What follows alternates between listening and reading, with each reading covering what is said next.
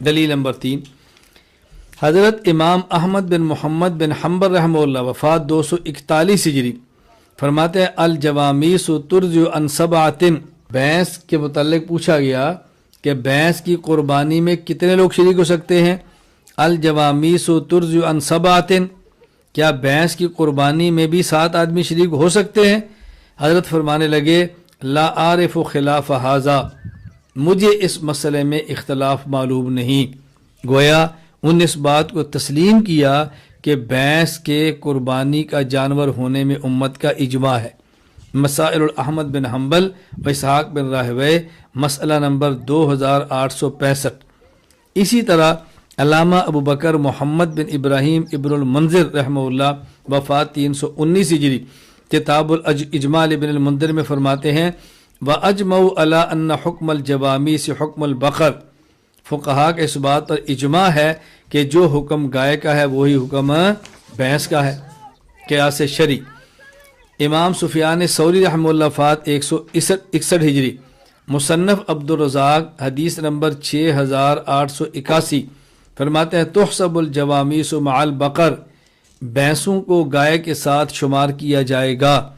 اسی طرح امام مالک بن انس رحمہ اللہ وفات 179 ہجری، موطا امام مالک باب ما جاء فی صدقۃ البقر انما ہی بقر کلھا، یہ بھینس گائے ہی ہے، یعنی گائے کے حکم میں ہے۔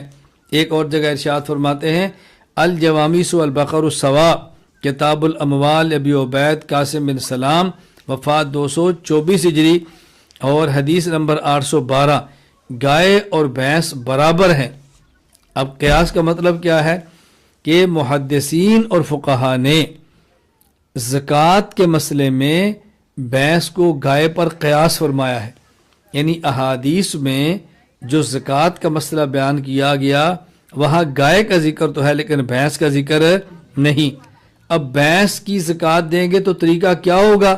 محدثین فقہا فرماتے ہیں جو گائے کا ہوگا وہی بھینس کا ہوگا، تو انہیں زکوٰۃ دینے میں گائے پر بھینس کو گائے پر قیاس کیا ہے، تو ہم نے قربانی کے مسئلے میں بھینس کو گائے کے اوپر قیاس کیا ہے۔